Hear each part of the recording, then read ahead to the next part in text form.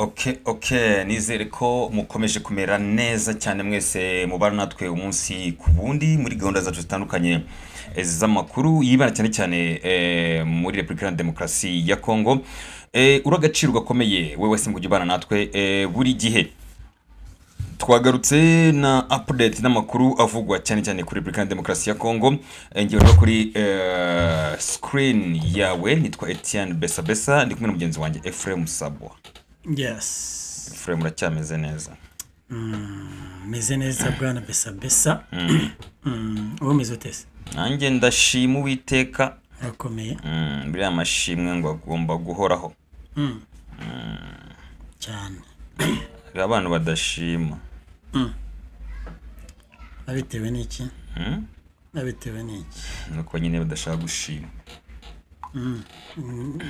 Abo tubita indashima. Bita indashima. Babaho kabisa. Abantu badashima tubita indashima. Ariko twe tubayeho dushima. Kandi gushima ni byiza. Ni byiza. Yeah. Twagarutse rero n'amakuru yacu, ngira ngo urebye ku iyo foto ifunguka inyuma igihe cyose udukurikiye, nabonye uyu mujenali yongeye kugaruka mu nkuru abantu bagiye bandika, yitwa General Laurent Nkunda. Laurent cyangwa se Laurent Nkunda. Umujenerali yongeye kugaruka kuri kuba headlines mu z'ibinyamakuru bikomakomeye bamuvugaho. Byatumye nanjye nongera kwibaza si uyu mugabo mu by'ukuri yagiye mu gihe bagenzi bari muri Kongo bari mu ntambara, bakomeje wa mugambi still nawe yari afite wo guha ijambo abitwa abakongomani cyangwa se abatutsi bari mu bice bitandukanye bya Kongo. Nongeye kumwibazaho. Ngira ngo rero ikituzanye hano nago tuje kuvuga byinshi kuri uyu mugabo, ahubwo tuje kugaragaza ibijyanye n'ibaruwa ifunguye umunyekongo yandikiye His Excellence Paul Kagame w'u Rwanda, amusaba gufungura uyu mujenerali akajya gufatanya n'abandi muri Kongo, bakajya gufatanya urugamba batangije rwo kubohora abanyekongo, akajya kubaka igihugu. Akajya kubaka igihugu. Yagoro naho tujya kure cyane y'iyo baruwa yandikiwe umukuru w'igihugu cy'u Rwanda His Excellence Paul Kagame. Yandikiwe n'umuturage we ku giti cye. Yafashe initiative ngo ngiye kwandikira umukuru w'igihugu Kagame, yakoze byinshi, yafasha abakongomani twicwaga duha ubuhungiro, niba rurimo ibintu byinshi cyane. Ariko ndatakamba nsaba uyu muyobozi ko yakora iki, ko yafungura uyu mugabo, amufungure rwose, azi afatanye n'abakongomani bagenzi be kubaka Kongo twifuza. Cyangwa se kubarenganura. Ngira ngo rero tugiye kwibanda kuri iyi nkuru y'umunyekongo witwa Manzi Patrick. Ngira ngo bashyize amazina ye ahagaragara, ariko ni umuntu utazwi mu bijyanye na politiki iyo ariyo yose. Ni umuturage ku giti cye. Wicara areba aravuga uyu mugabo mu by'ukuri yakoze ibintu byinshi bikomakomeye. Kuki ari mu maboko ataraye? Kuki afunze? Kuki ntafata umwanya ngo nandikire umukuru w'u Rwanda, cyane cyane ko ari no mu Rwanda, afungiye mu Rwanda, ngo bamurekure aze afatanye n'abakongomani bagenzi be, twubake Kongo itubereye, cyangwa se Kongo buri wese yifuza, Kongo itagira ivangura, itagira amacakubiri, ibintu nk'ibyo ngibyo. Iyo niyo nkuru yacu tugiye kwibandaho mu kiganiro cyacu kindi. Iyo niyo nkuru nyamukuru tugiye kubagezaho muri aka kanya. Niyo tugiye kwibandaho. Ngira ngo icyo tugusaba nuko ubana natwe guhera kuri munota mpaka turangije, ndetse wandusangiza ibitekerezo byawe. Wadusharinga opinion zawe unyuza kuri live chat, cyangwa ukajya kuri message bisanzwe, tugasangira ijambo muri gahunda y'amakuru. Reka dufate akaruhuko gato katarambiranye, asige tugaruke mu kanya gato. Ephraim. Yes.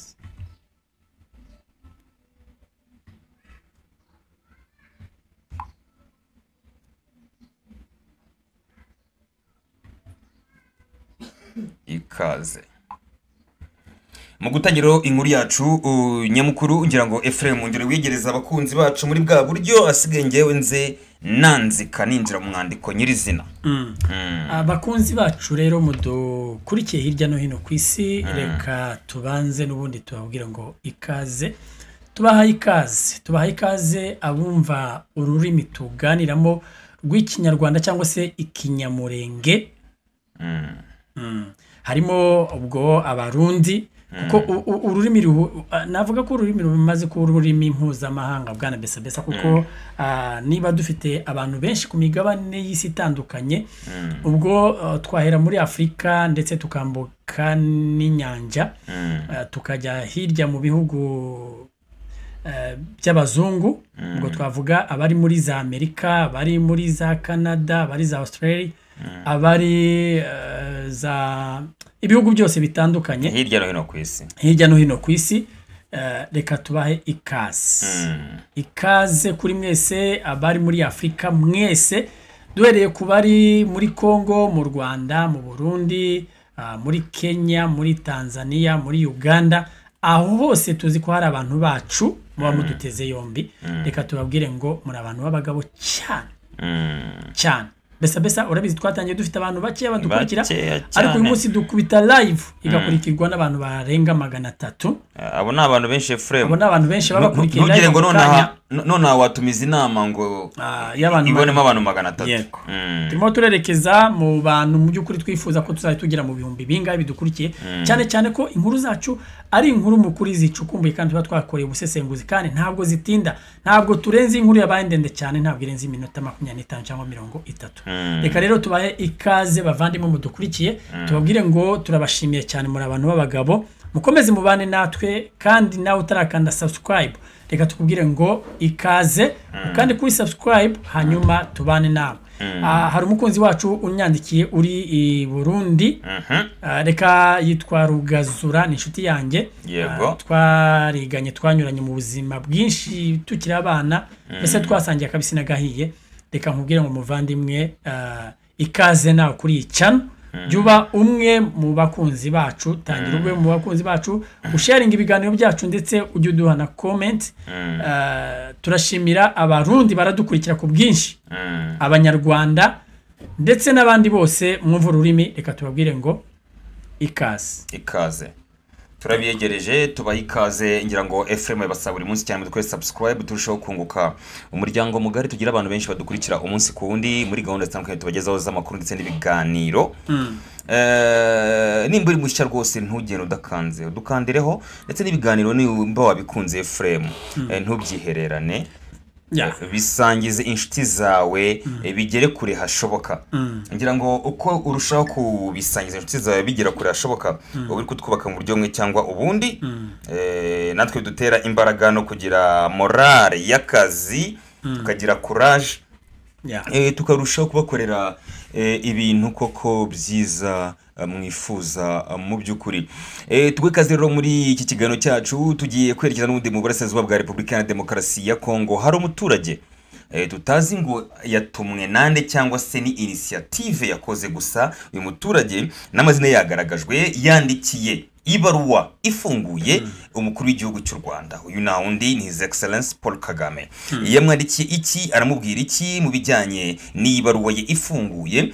Ngira ngo turinyuzamo amaso gato cyane Ephraim, ntabwo turi butinde. N'umunyekongo w'inkomoko muri Kongo, gusa yitwa Manzi Patrick. Niza ryo rifite inkomoko mu Rwanda cyangwa se by'amateka. Uyu umugabo cyangwa se uyu musore sinzi urugero arimo, gusa amazina yashyizwe mu itangazamakuru banagaragaza ko mu by'ukuri ari we watakambiye Perezida Paul Kagame w'u Rwanda amusaba kurekura General Laurent Nkunda. General Laurent Nkunda amaze igihe afungiye mu Rwanda. Nkunda rero imyaka 58 y'amavuko, mu kinyamakuru cyabishyize ahagaragara. Uyu nguyu yabaye mu bayobozi bakuru b'imitwe nka AFDL, ntubyitanye na FDLR, AFDL, RCD, mbere yo gushinga witwa CNDP. yanabereye umuyobozi mukuru mbere yuko atabwa muri yombi. Iyi CNDP niyo yavuyemo M23 kuri ubu imaze imyaka igera kuri 3 hafi n'igice iri mu ntambara n'ingabo za leta y'Kinshasa cyangwa se leta ya Repubulika ya Demokarasi ya Kongo. Muri Mutarama Ephraim ni mwaka 2009 nibwo General Rankunda yatawe muri yombi n'u Rwanda mu gihe rugegeza guhunga imirwano yaberaga muri Kongo, ahungiye mu karere ka Rubavu kana karere gahana imbibi na Repubulika ya Demokarasi ya Kongo. Kuri ubu ngubu harabarurwa imyaka igera muri 16 ari mu maboko y'u Rwanda cyangwa se afitwe n'u Rwanda, afunzwe n'u Rwanda. Yego. Uyu mugabo witwa Manzi Patrick mu ibaruwa ifunguye yandikiye Perezida Paul Kagame yagaragaje ko kuva muri 2009 General Nkunda atawe muri yombi atahwemye gutanga agahenye ndetse no kugaragaza ikinyabupfura. Komeze wumva ingingo zanjye cyangwa se ingingo zigaragazwa n'uyu mugabo ndi gusoma. Yego. Ngo guhera muri uyu mwaka atabwa muri yombi uyu mujenerali ntago yahwemye gutanga agahenye ndetse no kugaragaza ikinyabupfura. Ati kuva muri 2009 General Rankunda yagumye mu Rwanda. Muri iyo myaka yose yerekanye kwitwararika, ukwihangana ndetse anubaha cyane cyane ubuyobozi bwawe, ashyira ahazaza he mu maboko yawe yuje ubwenge ndetse anizera ubushishozi bwawe kugihe kizagera akongera akidegembya agasubira muri activities ze zisanzwe. Uyu munyekongo yavuze ko kuba uyu mujenerali mu busanzwe wavukiye ahitwa Irucuru muri Kivu y'Amajyaruguru amaze igihe kirekire acecetse bitavuze ko ntacyo yabikoraho. Murabyumva ko ahubwo bishinze imizi ku ndangagaciro n'ikinyabupfura ndetse no kubaha afite. Ibyo ni ko mu ibaruwa Manzi yandikiye His Excellence Paul Kagame. Manzi Patrick yamenyeshe ko abanyekongo bo mu bwoko bw'abatutsi, abanyamurenge n'abahema kuri ubu ngubu bakeneye umujenerali Rankunda kugira ngo abakize ubwicanyi bukomeje kubakorerwa muri Repubulika Iharanira Demokarasi ya Kongo. Ndongera mu quoting uyu Manzi Patrick muri iyi baruwa yagize ati ni umugabo ufite ubushishozi yihariyeho bwo gukora ubukangurambaga, guhuza no kuba icyitegererezo bitaganisha ku macakubiri ahubwo biganisha ku cyubahiro, ubumwe ndetse n'ubutabera. Uyu Manzi Patrick mu ibaruwa yandikiye His Excellency Paul Kagame yamushimiye ko mu myaka 30 ishize u Rwanda rutarahwemye gucumbikira abanyekongo bagiye baruhungiramo nyuma yo kujujubya n'ubuyobozi bwabo. Anga ndavuga abanyamurenge, abanyamasisi, abanyarucuru, abahema n'abandi bose bitwa ba Rwandaphone. Ati muri iryo cura burindi ijwi ryawe n'imiyoborere y'u Rwanda biracyari ikimenyetso cy'ikizere iyo hataba ibyemezo byawe. Bwabwira His Excellency Paul Kagame ngo mu myaka irenga 30 ishize ucumbikire ibihumbi by'impunzi z'abanyekongo, abenshi muri twe bakaba batagifite ubuzima ahazaza ndetse n'inkuru, waraturinze mu gihe nta wundi wo kubikora twari dufite. Manzi Patrick yanashimiye Perezida Paul Kagame kuba yarahagaze hagati y'urupfu n'ubuzima, akarokora urwanya jenoside yakorewe abatutsi muri Mata muri 1994 ndetse umurage ukaba waranarenze imbibi z'u Rwanda, aho ubu Rwanda rujya gutanga support yo kugarura amahoro n'ituze mu bindi bihugu bitandukanye bya Afrika n'ahandi hatandukanye ku isi. Uyu mugabo yavuze ko nubwo bimeze bityo kuri ubu abanyekongo bafite inkomoko mu Rwanda bakicwa, bagasahurwa ndetse baranatotezwa. Ndongera mu quoting ati iyi niyo mpamvu twongeye gutakambira ngo ubivanye ku mutima ndetse no mu buyobozi bwawe ufashe kugarura amahoro n'icyubahiro General Rankunda iwabo. Umusanzu we ni waba uri mu bwigunge, ahubwo uzahuza n'abandi banira amahoro, ubwiyunge no kubaka imiryango yasenyutse. Ijwi rye ndacyari ingenzi, kubaho kwe kuracyafite ibisobanuro, ubutumwa bwe ntiburarangira. Muri 2012 ubwo Perezida Paul Kagame yajyanaga ikiganiro ngaruka mwezi itangazamakuru ngaruka kwezi n'itangazamakuru yavuze ko u Rwanda rwafasha Rurankunda kuko rwari ruzi ko bizafasha mu gukemura ikibazo cyari kirubangamiye, dore ko icyo gihe hari abanyarwanda bakoze jenoside bari bakiri mu burasirazuba bwa Repubulika ya Demokarasi ya Kongo no mu bindi bice bitandukanye bigize iki gihugu. Ephraim Inkuru yanyekiza wa Kadomo nguhaye umwanya. Mpaye umwanya ngo usesengure uyu mugabo yaba yatumwe cyangwa ari concerned no kubaho k'uyu mugabo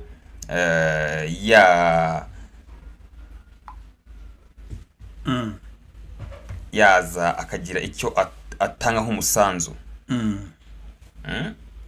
hari umukunzi w'umunyandikiye hano ngo ibi bintu mpereza bya politiki ngo ngasoma nawe wumve ngo tabuzi iyo biva naho ngo ibintu bya politiki ibintu bya politiki umpa ntazi ngo biva he bijya he, araseka ngo ha ha ha ha aguhaye inkwenene asigaye bikunda kubi ariko ngira ngo abikurikiye wenda yamenya aho biva, yamenya icyerekezo cyabyo, amenya icyerekezo. nabikurikire araza kumenya icyerekezo cyabyo. Twasesengura bwana Besa warubaje ngo ese uyu muturage yatumwe cyangwa yitumye. hoya kandi ajyumbabarira none si umuntu yiyoheje ibyo tubyihoreye fure tubyihore ndabiza uri kwerekeza. wowe uvuga ikinyarwanda uko kitari ukagisobanuramo ikindi, ntabwo ariko bivuze Besa nimugacurike ikinyarwanda uko kivugwa ngo mu gihindiro donc nimvuga ijambo uryumvemo ikindi kintu. No, hariho gutumwa no kuba wagira gute wowe ubwawe wenyine wakwita wakiyohereza. Uvuze ngo wakoze ibyo ngibyo uvuze ntari busubiremo, waba ugiye inyuma y'uriya muhungu ahagaze rona ahagaze.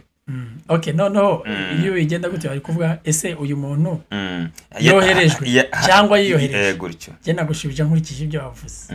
Yatumwe cyangwa se yiyohereje. Ikinyarwanda ni igikene, ururimi rwacu ni igikene kirashonje. Ururimi rwacu rurashonje. Yego Besa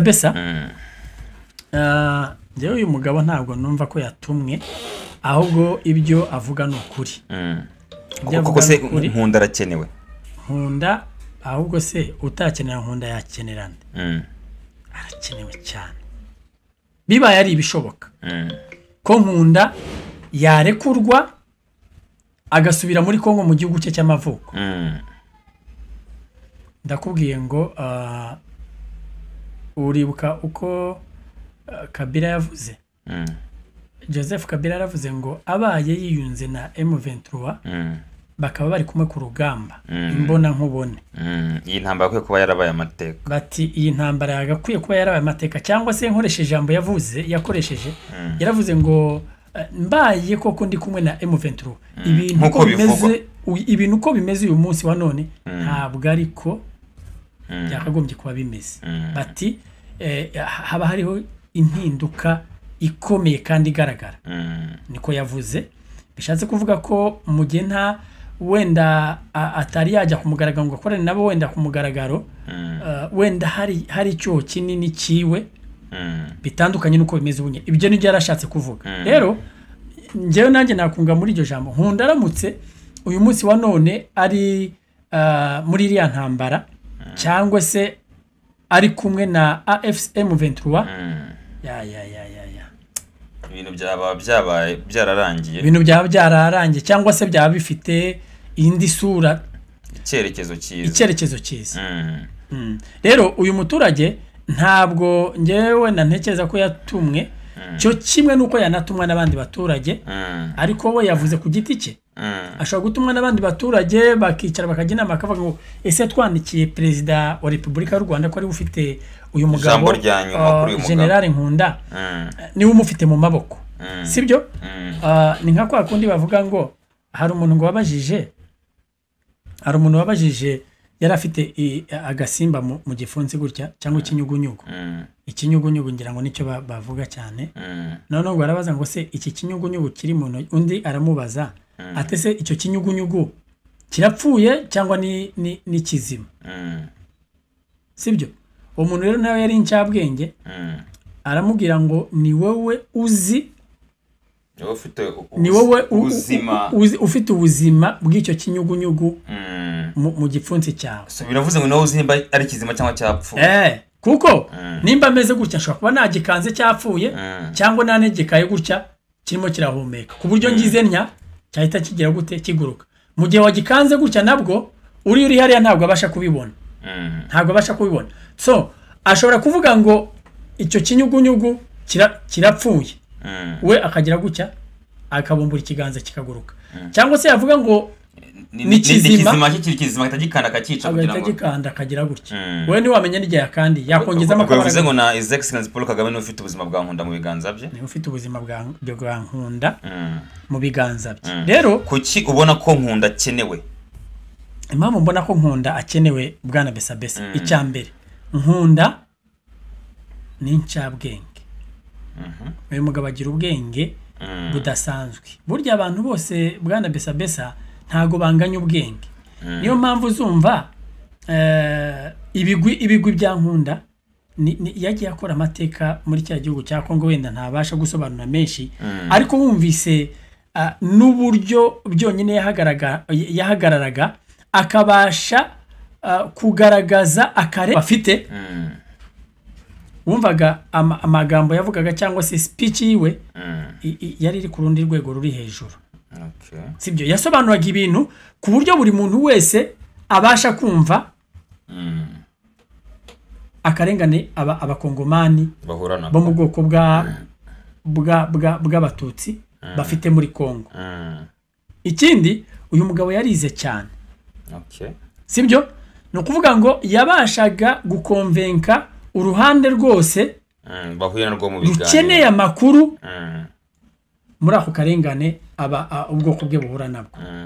Uyu mugabo yavugaga indimi nyinshi cyane, harimo none izi ndimi tuvuga mpuzamahanga, harimo igifaransa, icyongereza, sibyo neza. Urumva yavugaga numvaga bavuga niba ari indimi 70 sinzi, wenda twazabisacinga hano. Uyu mugabo yabashaga kuvuga, ari mu bagabo benshi bazi kuvuga gukoresha indimi nyinshi muri Kongo cyangwa se kwisi. Urumva nyamva mwisi ncabwe. Ikindi ni umuntu wabaye muri Kongo cyane, wavukiye muri Kongo, uza amateka yose y'igihugu cya Kongo. Ikindi ni umugenerale, ni umusirikare, azi ibintu byinshi mu birebana na politiki ya Kongo. Urumva rero uyu mugabo kuba yaza muri Kongo akaza gufatanya na bagenzi be kubohora bene wabo bakomeje kwicwa cyangwa se guhiga ubukware mu gihugu cya Kongo, nta kintu wabisanisha nacyo. Kandi nubwo uyu mugabo ari we wanditse, ariko ntabwo bivuze ko abatutsi bose bari muri Kongo batifuza ko Laurent Nkunda yagaragara hariya muri ruriya rugamba.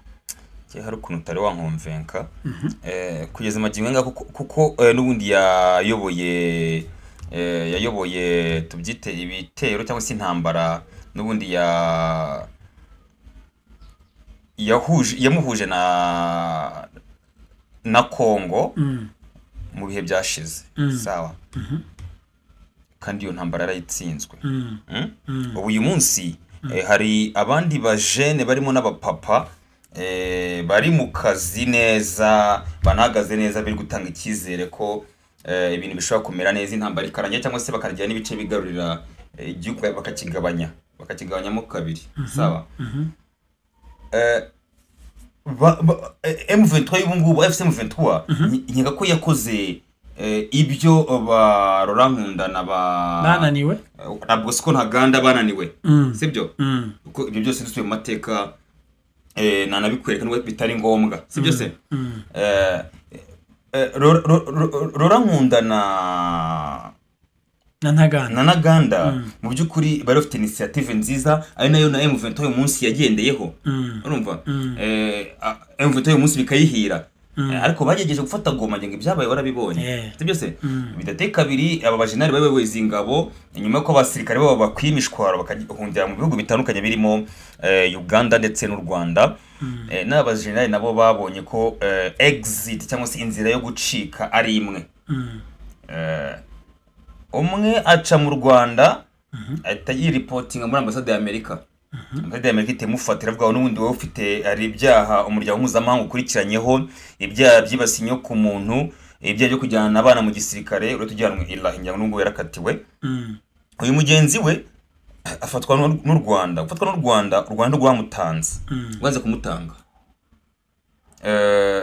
uraza no kusobanurira impamvu iyi myaka yose ari 16 tutarumva ngo u Rwanda rwatwaye umujenerali imbere y'ubutabera kugira ngo akatirwe ku byaha yashinjwaga niwe atashirwa n'u Rwanda niyo icyo kibazo ko kimbwiraho none FM ushingira mbwira ko mu byukuri Rora Nkunda akeneye muri rugamba kugira ngo ibintu bijye ku murongo muri Kongo kandi hari ibyamunaniye none hari nabandi bagabo nabo babishoboye ubu ngubu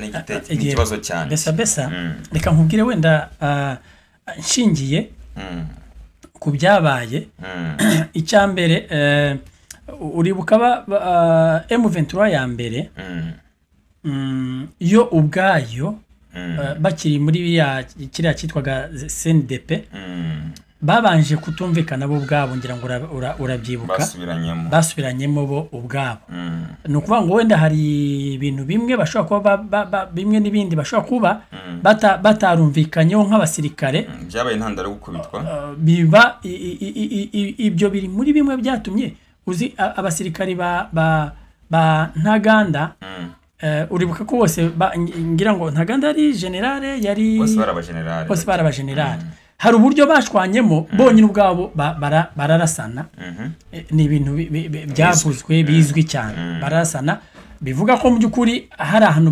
batumvikanaga neza hari ikintu batari bahuriyeho neza 100% kuba wenda hari ibyo bahuje umugambi ariko hari utuntu tumwe na tumwe twatumye burya ngo ntazibana zidakomana amahembe ibyo bishobora kuba ari intandaro imwe muzatumye mu byukuri aba bantu batabasha kugera kuri success cyangwa se ku ntsinzi bifuzaga icya kabiri aba bantu barashwe n'umuryango mpuzamahanga ingabo za Loni na SADC uri kumva yego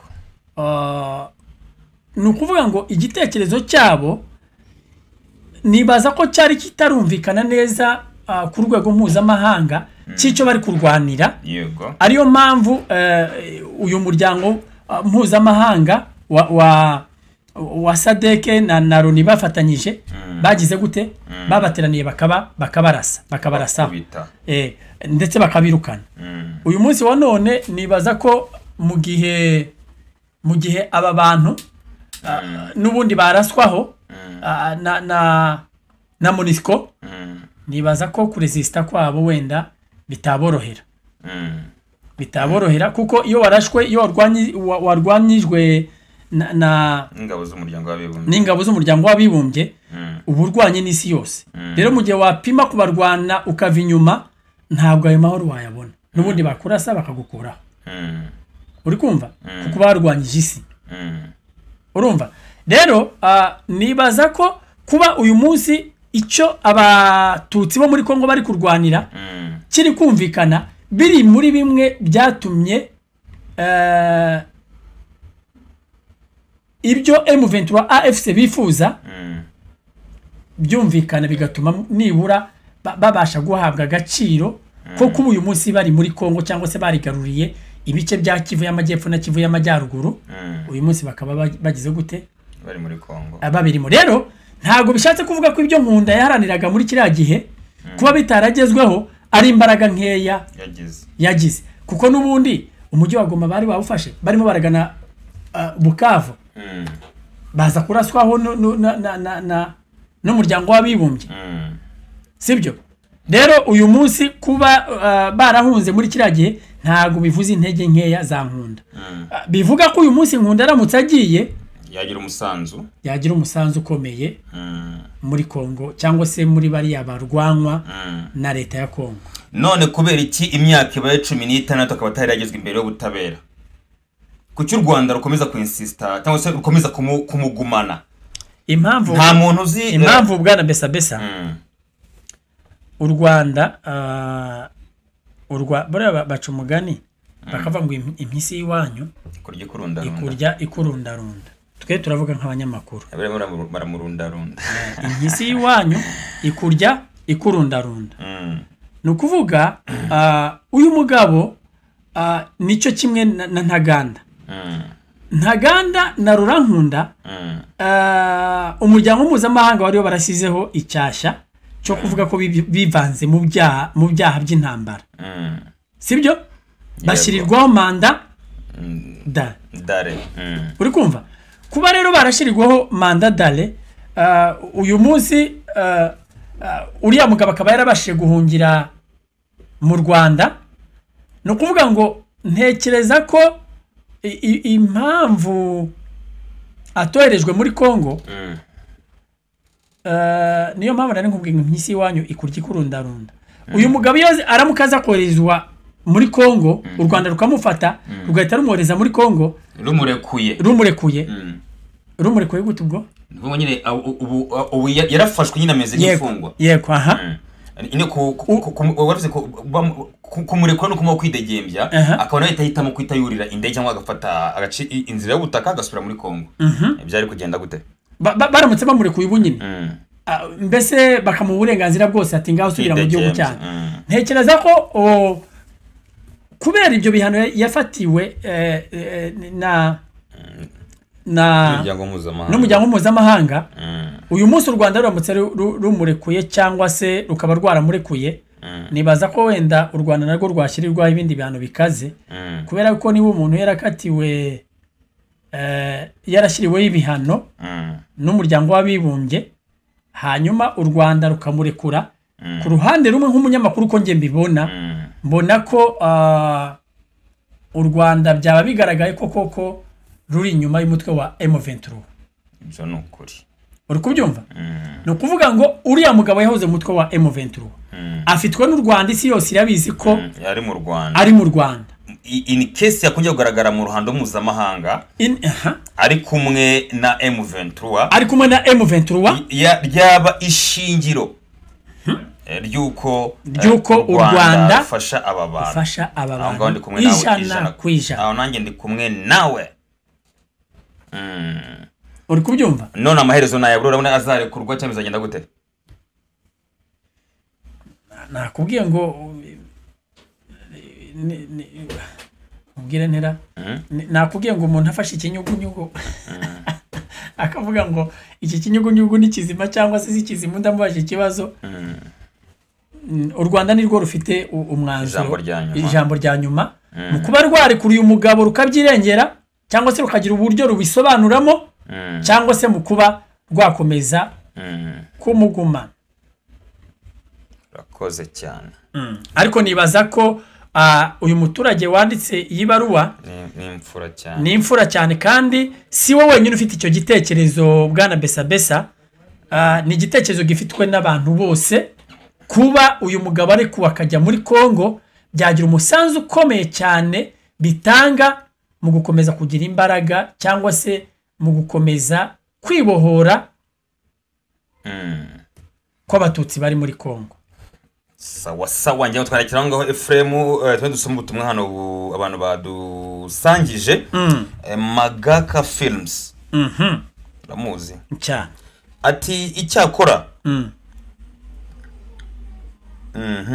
ngo icyakora muba mwateguye rwose kandi courage bavandimwe ngaho muduhe ishusho y'ino ntambara iri kubera muri Kivu zombi. Icyo ni ikindi kiganiro. Magaka Films ni inshuti yanjye cyane. Okay, akora amafilime. Akora aranafotora.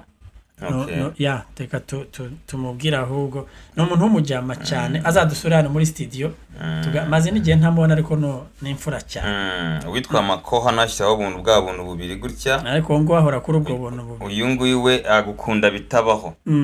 ariko ni umuvandimwe inshuti yacu cyane uramuzi ari muri bya bihugu by'Abarabu ibihese bimwe byagize uruhare mu kunga M23 nanuza ari i Doha muri Qatar umushuti wanjye azatubere hariya muri iriya nama ubwo azaturemere iki ajya turemera kuremera iki kuremera iki ndimo ndasabiriza ya reka rero dusoze tubashimire cyane tugushimiye wabanye natwe guhera ku munota wa mbere kugera kuri uyu munota ariko reka mbaze nkubaze tutarasoza besa reka nkubaze wakomeje kumbaza ibibazo kuri uyu mugabo General Laurent Nkunda wowe nta kintu muzi wamuvugaho mu buryo wenda ubona ko mu gihe yaba asubiye muri Kongo amata y'ababyaye amavuta ni umugabo ufite amateka akomakomeye ngira ngo cyane cyane ku bakongomani bavuga ikinyarwanda bamufata nk'intwari n'intwari ikomeye kuko nawe yagize uruhare mu kubura imbunda agamije ariko n'abagenzi bagamije kujya guhagarika iyi ntambara cyangwa se ubwicanyi bukorerwa bene wabo muri Kongo mu bice bitandukanye uyu mugabo rero ni umugabo icyo muziho ni umugabo leta ya Kinshasa itinya ku buryo aramutse anarekuwe gutya gato Kisekedi akumva ngo uyu mugabo ari ku butaka bwa Kongo sinzi uko byagenda hacika igikuba kambyite gutyo kuko mu minsi ishize wabonye Kabila wenyine yaje bavugije induru byose uyu nawe ni umujenerali ufite amateka kakaye hariya muri Kongo bivuze ngo aramutse arekuwe gutya kandi ubundi icyo rwanaga ntago kiragerwaho nyika ko leta asubira inyuma gufatanya n'abagenzi be nubwo hari uburyo bari barashwanye ariko nyika ko batajya mu murongo umwe bagakomeza ibyo batangije hari igihe kimwe cyagiye bafashe umujyi wa Goma uyu Laurent Nkunda hari ni nawe wari usa n'uyoboye kiriya gikundi imiryango mpuzamahanga yakunze kumusura cyane muri ariya maeneo bari bafashe amaeneo baramubaza batese mbese bashaka kumubaza ubusobanuro bw'iriya ntambara n'uburyo barimo bararwana kandi ari abakongomani ku bakongomani arabasobanurira ababwira imva n'ivano y'iriya ntambara ubundi ababwira icyo bari cyo nka CNDP hanyuma n'abazungu bamubazaga ni imiryango mpuzamahanga y'abazungu bamaze kumubaza muri raporo bajyanye basubiye mu bihugu byabo baravuze ngo uburyo twasanze bari abantu bariyubatse uburyo twasanze basobanura icyama cyabo uburyo twasanze abasirikari babo bahagaze mu mpuzankano zabo no ku rugamba na discipline bafite ati ntabwo Kongo izigera igira abasirikare nk'aba bafite discipline imeze gutya atahubwo aba nibo bakagombye kuba bayobora Kongo kuko discipline bafite bigaragaza ko mu by'ukuri urwego bariho bibaye ngombwa babareka akaba aribo bayobora Kongo. Ibyo ni ibintu byabaye abantu benshi barabizi. Twasoza bwana Efra. Twasoza besa. Tigeze muri 34 nta mpamvu yo kurambirana. Reka tubashimire cyane mwese mwari mubanye natwe muri gahunda y'amakuru n'ibiganiro amakuru nk'ana kagaruka mu yandi masaha. Shalom. Shalom.